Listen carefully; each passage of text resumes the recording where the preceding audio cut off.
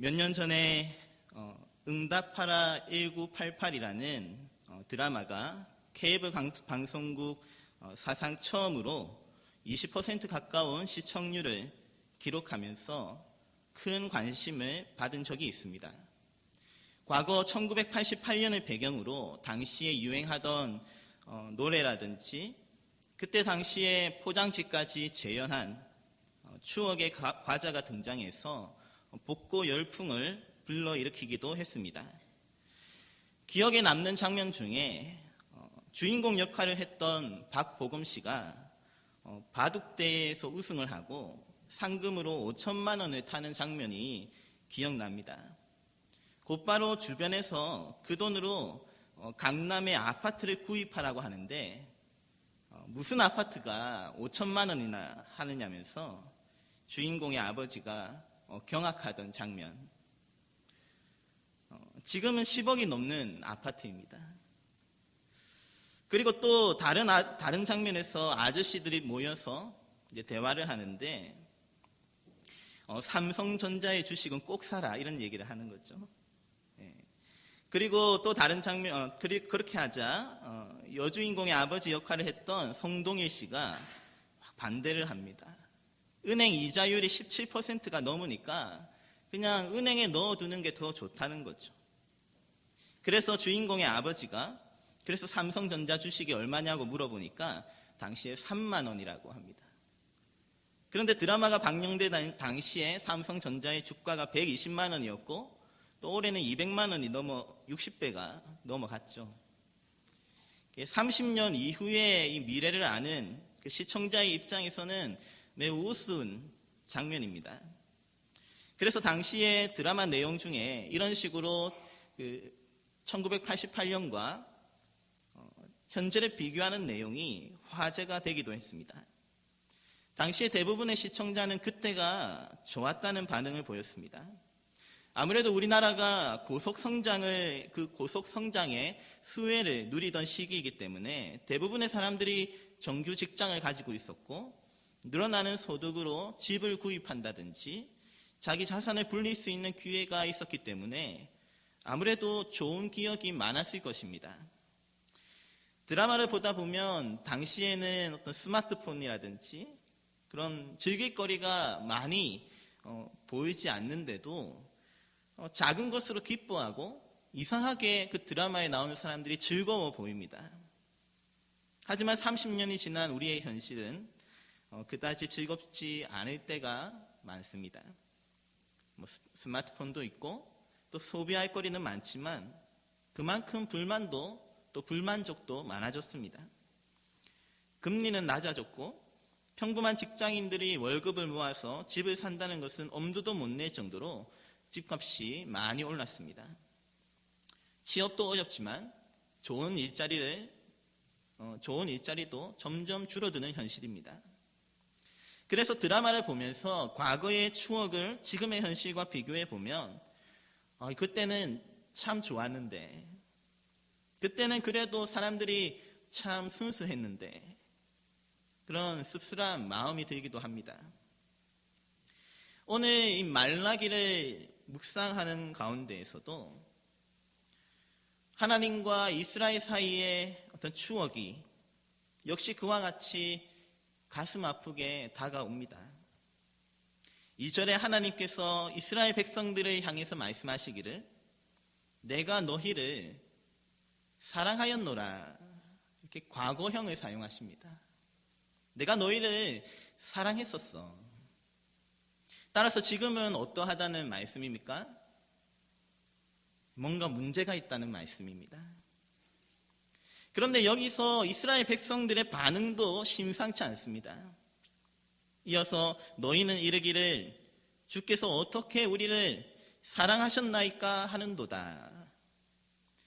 이스라엘 백성들도 하나님 앞에서 지지 않습니다. 뭔가 이 감정과 분위기가 과열되는 느낌입니다. 그래서 이어지는 2절 하반절부터는 하나님께서 그동안 이스라엘을 어떻게 사랑하셨는지 직접 알려주시는 내용입니다. 그렇다면 먼저 하나님과 이스라엘 백성들 사이에 과거는 어떠했을까요? 그들 사이에 무슨 일이 있었을까요? 그 내막을 알기 위해 먼저 이 말라기의 배경이 되는 그 말라기보다 조금 앞선 시대에 에스라 느헤미야 시대를 한번 추억해 보겠습니다. 에스라서 1장 1절에서 4절을 보시면 바사왕 고레스 원년에 여호와께서 예레미야의 입을 통하여 하신 말씀, 앞서 예레미야 25장 11절과 29장 19절에서 70년이 지나고 이스라엘 백성들이 다시 돌아올 것이라고 하신 말씀을 이루게 하시려고 하나님께서 고레스 왕의 마음을 감동시키십니다. 또한 예레미야서 42장 10절에서 12절을 보시면 하나님께서 이스라엘 백성들을 바벨론에서 세우고 헐지 아니하시고 심고 뽑지 아니하시겠다고 약속하셨습니다. 그래서 다니엘에 의해서 보듯이 이스라엘 사람들이 바벨론에서 그냥 그렇게 망하지 않았습니다. 오히려 바벨론 사회에서 나름대로 인정을 받으면서 잘 정착했습니다. 그래서 심지어 에스라서 1장 5절과 6절에 예루살렘 성전을 재건한다는 소식을 듣고 유다와 베냐민 족장들과 제사장들과 레위 사람들과 마음의 감동을 받은 자들이 은그릇, 금, 물품들과 짐승과 보물 외에 예물을 많이 드렸다고 합니다. 이 바벨론에서 그만큼 살만했다는 말입니다. 그렇게 보면 얼마나 이것이 큰 은혜이며 감사한 일인지 모릅니다. 그리고 이제는 이스라엘 백성들이 잃어버렸던 과거에 70년 전에 잃어버렸던 땅을 되찾을 수 있는 기회를 얻기까지 했습니다. 포로 생활을 하던 사람들이 한순간에 자유를 얻었습니다. 그렇다고 이스라엘 사람들이 이 예루살렘을 되찾기 위해서 고레스 왕을 찾아가서 어떤 로비 활동을 벌인다든지 어떤 노력을 했던 것이 아닙니다. 순전히 하나님께서 고레스 왕을 감동시키셔서 아무런 공로 없이 은혜로 예루살렘을 얻었습니다. 당시에 다른 민족들을 보면 그냥 그대로 바벨론 사회에서 흡수되고 사라지는 민족이 많았습니다. 그럼에도 불구하고 왕이 이 예루살렘의 재건을 위해서 밀어준다는 것은 기적과 같은 일입니다. 단순히 허가를 해주는 정도가 아니었습니다. 에스라서 1장 7절에서 11절을 보시면 그 옛날 느부갓네살 왕이 예루살렘 성전을 무너뜨리고 가져갔던 금그릇과 은그릇까지 고레스 왕이 다 내어줄 뿐만 아니라 에스라서 3장 7절에 성전을 짓는 데 필요한 백향목까지 지원해 주었습니다. 그런데 오늘 이스라엘 자손들이 이것이 얼마나 엄청난 은혜인지 잊어버린 것처럼 보입니다. 그래서 오늘 본문 4절에 하나님께서 에돔에 대해서 말씀하시는데 에돔은 아무리 다시 쌓으려고 노력해도 안 된다는 것입니다. 에돔은 말하기를 우리가 무너뜨림을 당하였으나 황폐된 곳을 다시 쌓으리라 하거니와 나 만군의 여호와는 이르노라 그들은 쌓을지라도 나는 헐리라 사람들이 그들을 일컬어 악한 지역이라 할 것이요 여호와의 영원한 진노를 받은 백성이라 할 것이다. 그래서 이후의 역사를 보아도 에돔 족속은 결국 나라를 이루지 못했습니다. 그냥 예루살렘과 유다 백성들이 다시 일어나는 모습을 부러운 눈으로 바라보아야만 했습니다. 그에 비하면 이스라엘은 얼마나 큰 은혜를 받았는지 하나님께서 사랑하지 않으신다면 결단코 이런 역사가 일어날 수 없습니다. 세상에 이런 민족이 없습니다. 하지만 그럼에도 불구하고 오늘 이스라엘 자손들은 하나님께서 어떻게 우리를 사랑하셨나이까 한마디로 잘 모르겠다고 합니다. 하지만 그 이전에 에스라 느헤미야 시대의 이스라엘 자손들은 그렇지 않았습니다. 에스라서 2장 68절에 보시면 사람들이 성전터에 도착하고는 너무 기뻐서 예물을 드리는데 69절에 힘 닿는 대로 힘 닿는 대로 드렸다고 합니다. 힘이 되는 대로 최선을 다했다고 합니다. 그리고 3장 2절과 3절에서는 제단을 만들고 아침 저녁으로 매일마다 번제를 드립니다. 이어지는 4절에 초막절을 지켜서 번제를 드리는데 날마다 정수대로 정확하게 지켜서 드렸습니다. 이스라엘 사람들이 얼마나 감사하고 기뻐했는지 성전이 지어지기 전부터 매일같이 예배를 드리면서 자신이 가진 것을 드리고 헌신하는 데 힘을 썼습니다. 억지로 하는 것이 아니라 그저 기뻐서 드렸을 뿐입니다. 자기 집을 지어서 기쁜 것이 아니었습니다. 하나님의 성전을 짓는데도 사람들이 너무나 기뻐했다 합니다. 이어지는 에스라서 6장 16절에 성전이 지어진 후에는 그 열정이 더 대단했습니다. 그들이 즐거이 성전 봉헌식을 행하는데 이것이 보통이 아닙니다. 에스라 7장에 그리고 더 많은 이스라엘 자손들과 제사장들과 레위 사람들과 노래하는 자들과 문지기들이 이 에스라를 따라 예루살렘에 도착했습니다.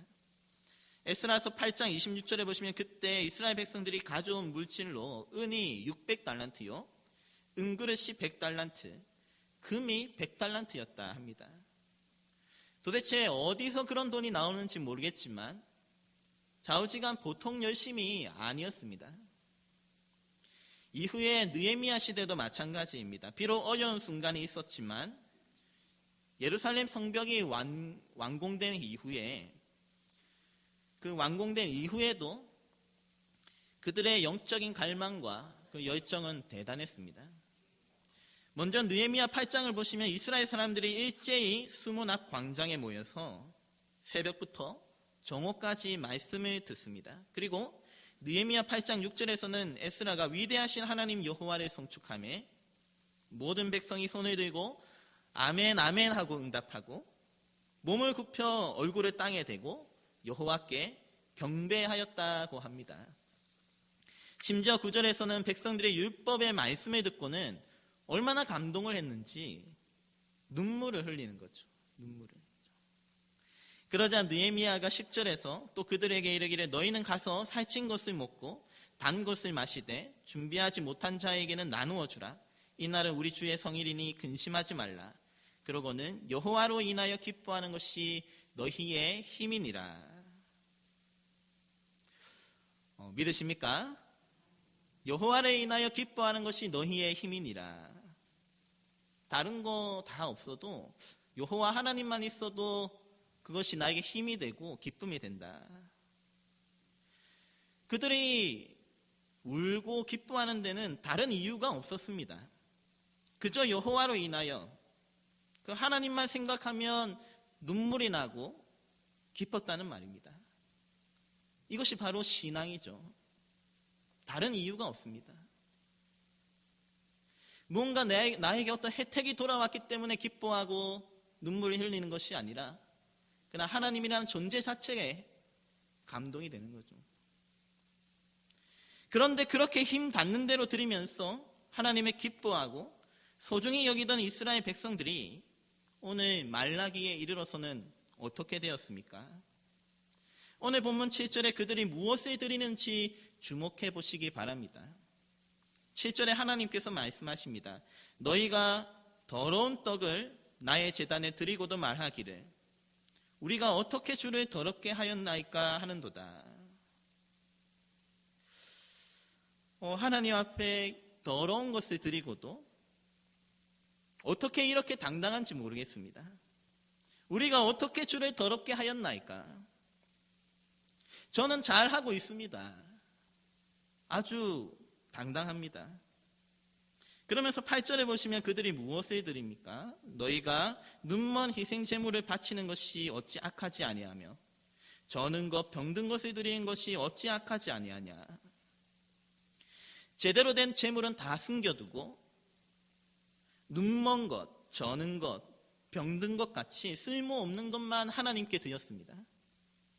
물론 이스라엘 사람들이 정말 가난해서 가져올 것이 없어서 이런 제물을 드렸다면 하나님께서도 이해하셨을 것입니다.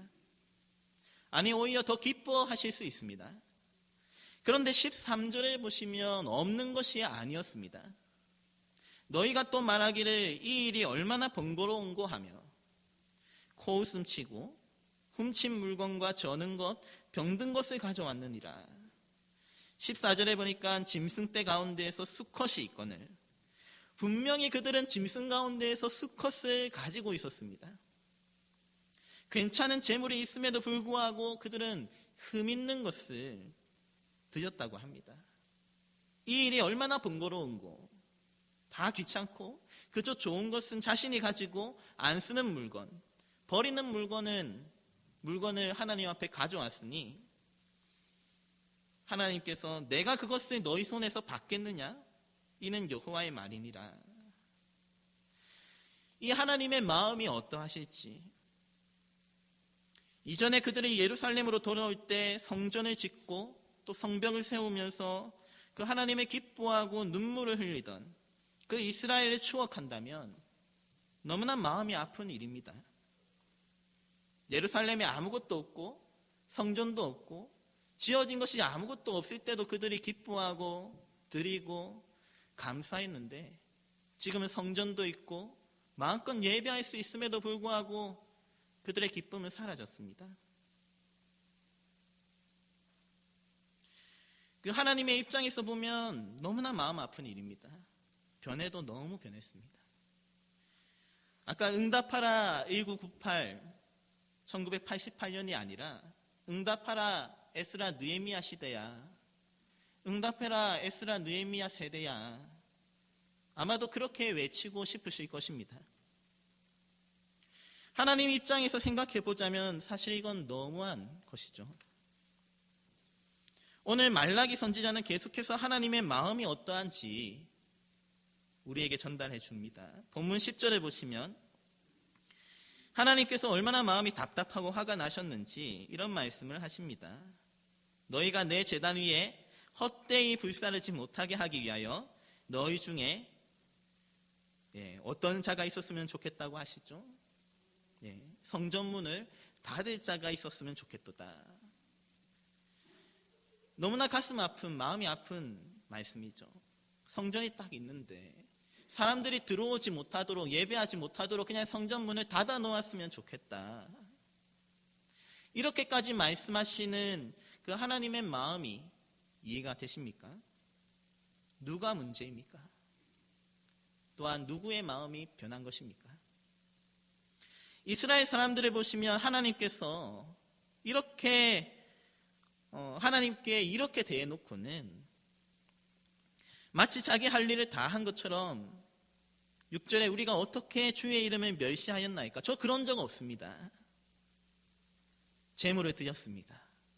예배도 드렸습니다. 기도도 했습니다. 저는 할 거 다 했습니다.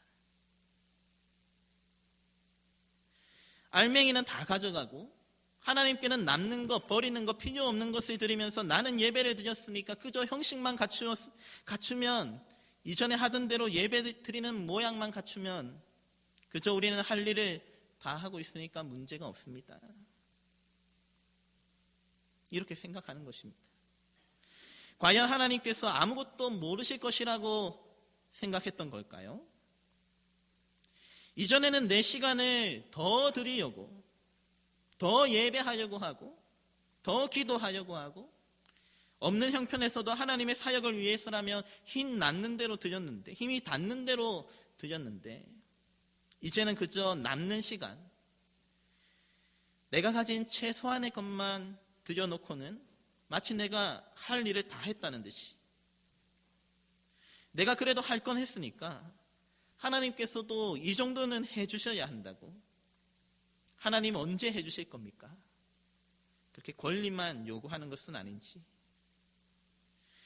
그러면 하나님께서 야, 그래, 그래도 너희가 어쨌든 나를 위해서라도 조금이라도 하고 있구나, 고맙다, 그렇게 관대하게 대하실 것이라고 기대하는 것이 과연 정상일까요? 조금이라도 상식적으로 생각한다면 이것은 너무나 속상한 일입니다. 그래서 6절에 하나님께서도 이렇게 말씀하십니다. 아들은 그 아버지를, 종은 그 주인을 공경하나니 내가 아버지일진데 나를 공경함이 어디 있느냐? 내가 주인일진데 나를 두려워함이 어디 있느냐? 그리고 8절에 보시면 너희 총독에게 드려보라.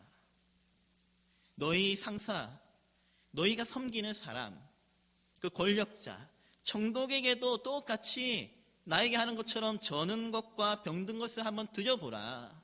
그러면 그가 너를 기뻐하겠으며 너를 받아주겠느냐? 하나님께서 이 정도로 참으셨으면, 그리고 이 정도로 말씀하실 정도면 정말 많이 참으신 것입니다. 하나님의 입장을 전혀 생각하지 않고 예배 드리는 것이죠. 이 예배가 하나님이 기뻐하시는 예배인지, 하나님께서 나의 마음을 기뻐 받으시는지, 하나님의 마음에는 관심이 없고 그저 했으면 됐다고 하는 것이죠. 그런 걸 똑같이 다른 사람에게, 내가 섬기는 사람, 사랑하는 사람, 나에게 뭔가 해줄 수 있는 사람에게 그렇게 한다면 잘 생각해 보라는 것입니다.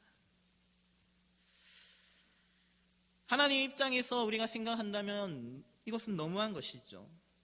우리의 아버지가 되시고 내 인생의 주인이신 하나님께서 아무런 대가 없이 은혜를 베푸셨다는 사실을 안다면, 그 은혜를 안다면 사실 이스라엘의 반응은 너무나 너무한 것입니다. 오늘 본문에서 하나님께서는 더 많은 것을 요구하시는 게 아닙니다. 이왕 하는 것 제대로 해야죠. 그렇게 헛되이 불사를 거면 10절에 너희가 내 제단 위에 헛되이 불사르지 못하게 하기 위하여 너희 중에 성전 문을 닫는 자가 있었으면 좋겠도다. 이렇게 헛되이 할 거면 왜 하느냐? 내가 너희를 기뻐하지 아니하며 너희가 손으로 드린 것을 받지도 아니하리라. 왜 하느냐? 오늘 말라기에서 하나님이 이 정도로 말씀하시는데 과연 이스라엘 백성에게 아직도 할 말이 있을지 모르겠습니다. 과연 누가 너무한 것일까요? 무슨 일이든 이왕 하는 거 제대로 해야지 대충 형식적으로 하면 해놓고도 욕을 먹기 쉽습니다. 그렇죠? 힘과 권력을 가진 총독에게뿐만 아니라 하나님께도 마찬가지입니다. 그러므로 사랑하는 여러분, 이왕 하는 김에 제대로 할 수 있는 여러분들과 제가 될 수 있기를 바랍니다. 헌금을 하더라도 이왕 드리는 것 제대로 하고, 이왕 찬양하고 예배하는 김에 내가 할 수 있는 최선을 다해서 열정적으로 하나님이 기뻐하고, 이왕 기도하는 김에 대충 읊조리면서 그렇게 가는 것이 아니라 내가 할 수 있는 만큼 힘을 다할 수 있는 여러분들과 제가 될 수 있기를 간절히 바랍니다. 오늘날 한국 교회가 위기라고 합니다. 많은 사람들의 위기라고 합니다. 일반 뉴스나 신문이나 사회에서도 안팎으로 말이 많습니다. 그런데 도대체 무엇이 위기입니까? 사실 따지고 보면 교회의 건물이나 환경은 이전에 비해서 훨씬 좋아졌습니다. 옛날 교회를 추억해보면 그렇습니다. 70년대, 80년대, 그리고 90년대 교회를 한번 추억해 보세요. 교회에 이런 커피숍과 같은 이런 공간이 생길 거라고 누가 상상이나 했겠습니까? 90년대에서는 도저히 생각할 수 없는, 제자 훈련을 비롯해서 얼마나 좋은 프로그램이 많아졌는지 모릅니다. 좋은 기독교 서적도 많이 나오고 있고요. 주일학교 교육 환경도 PPT나 그림 자료를 써가면서 너무 좋아졌습니다. 이전에는 그런 걸 썼죠. 이렇게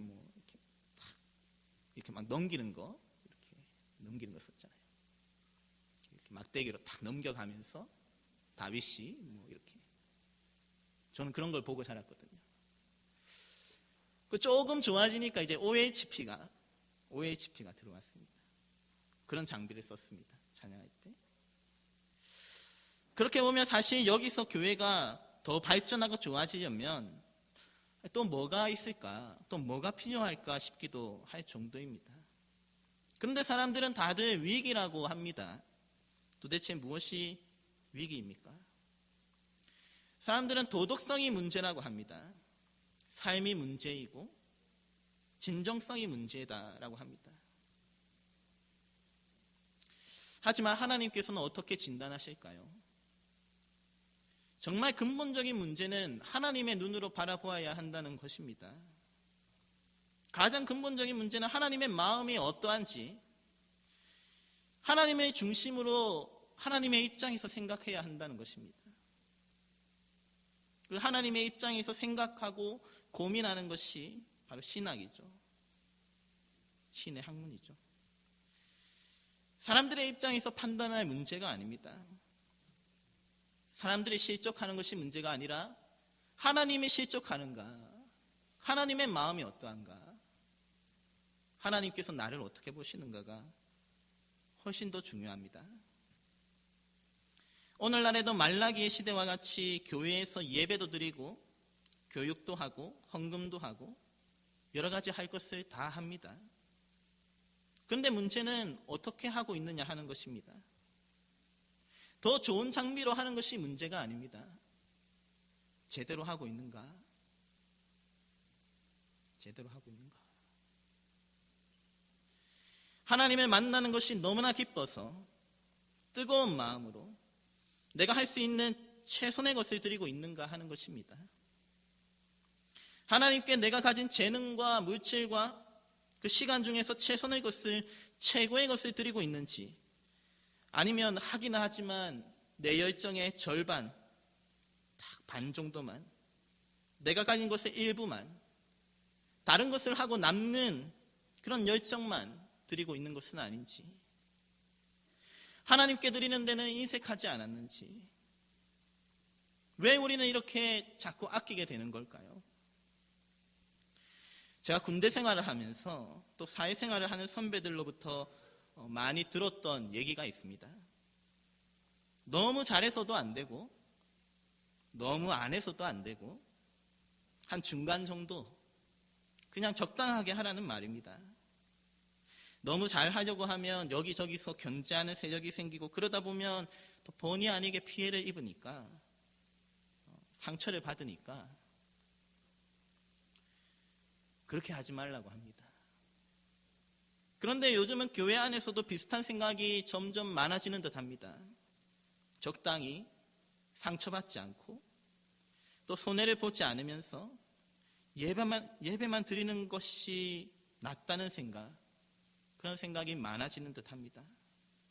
봉사하는 일도 하나 하기 시작하면 점점 더 많아지니까 나중에는, 처음에 할 때는 기쁘지만 나중에 할 때는 힘들어지니까 감당하지 못할 바에는 그냥 적당하게 하라는 것입니다.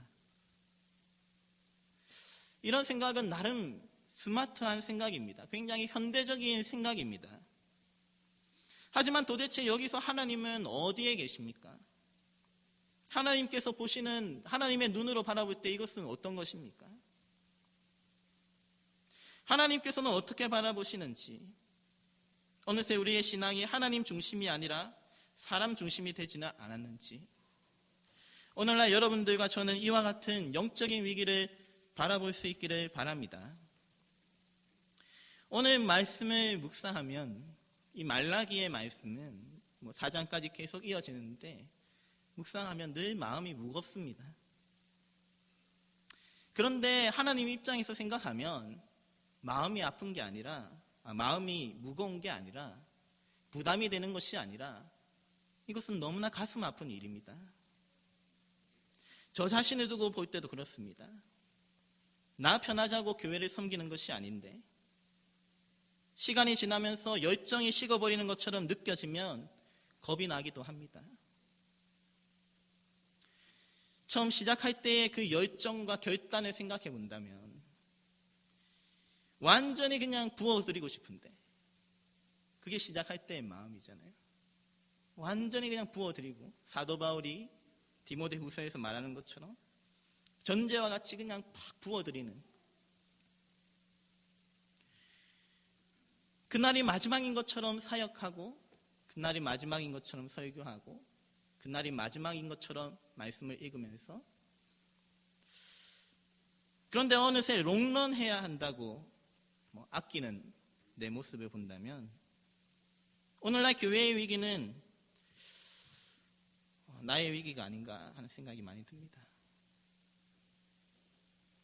오늘날 진정한 교회의 위기는 그 하나님 앞에서 이런 부끄러움을 잊어버린다는 것입니다. 너무나 당당하게 산다는 것입니다. 그렇잖아요. 하나님 앞에서 너무나 당당해졌습니다. 만약 이렇게 아껴가면서 하나님께 더 좋은 환경을 허락해 주시지 않으신다고 원망하고 불평한다면, 그것은 영적으로 볼 때 너무나 큰 위기입니다. 오늘 이 시간 이 말라기의 말씀을 통해서, 이 간곡한 하나님의 말씀을 통해서 우리 안에 있는 진정한 영적인 위기를 바라볼 수 있기를 바랍니다. 이왕 하는 김에, 이왕 하나님을 섬기는 김에 우리가 드릴 수 있는 최고의 것을 드릴 수 있기를 바랍니다. 사실 제대로 하는 것이 더 기쁩니다. 그리고 제대로 하는 것이 더 힘이 납니다. 조금 피곤하게 느껴질지 몰라도 더 그 마음이 기쁨이 일어나는 것이죠.